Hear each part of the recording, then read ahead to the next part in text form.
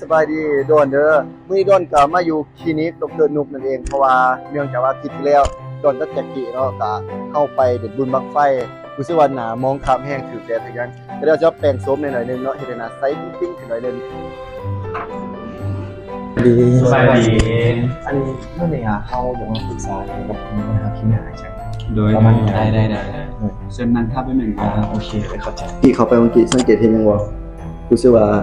พนักงานต้อนรับหน้าตาดีเนาะเดี๋ยวเขาคิดว่าเอาใจแบบสาวๆได้บ่ทำผู้ สำหรับ ครับ ผู้ใดที่อยากจะเข้ามาเบิ่งพนักงานนะ เออ เราจะไปสัมภาษณ์เลยเนาะว่าพนักงานมีสื่ออย่างเนาะ เป็นส่วนตัวเลยเออ โอเคขอถามหน่อยว่าสื่ออย่างเนาะ สื่อไหลอายุ22เอ อายุ23บ้านอยู่หนองสาสถานะ สถานะตอนนี้วะบอกได้บ่ ตอนนั้นว่าโสด นี่เอาสิ ผู้มีสเปค อันนี้ผู้มีสเปคเลยแบบ ถือใจใส่เลย ถือใจไหม นี่ น้อยๆเดี๋ยวเลยว่าขาวผิวขาวหรือแบบหน้าหัก สำเนียงอยากให้แนะนำก็คือในคลินิกนี่มีอย่างหนึ่งที่เขา มีครบวงจรเลยหลายๆอย่างไม่ว่าจะเป็นซีดหน้าไม่ว่าจะเป็นเสริมดังผ่าตัดตาอย่างนี้มีครบหมดเลย อันคลินิกของเราตั้งอยู่บ้านดุงบะแลบเมืองจันทบุรีนครหลวงจันทบุรี เราผู้ใดเนาะที่สนใจเนาะที่อยากจะเข้ามาเซิร์ฟรอเสริมความงามอย่างกันสามารถเข้ามาได้เลยเนาะตามโลเคชั่นที่ผมบอกเลย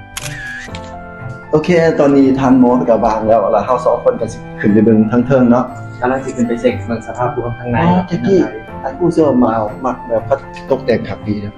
มันเป็นยังแบบเบิ่งคือแบบว่ามันมีความทันสมัยเนาะ มีคนขี่รถที่กว้างขนาดนี้ แม่น เข้ามาข้างในคือกว้าง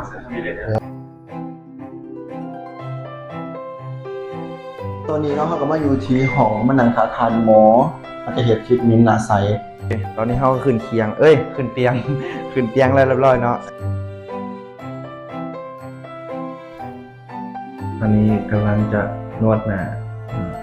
รู้สึกเครื่องนวดตอนนั้นรู้สึกว่านุ่มหนาแล้วก็เย็น ฝังหูหรือว่ากระดูกซี่โครงครับ หรือว่าใส่ซิลิโคน กระดูกข้อมือครับ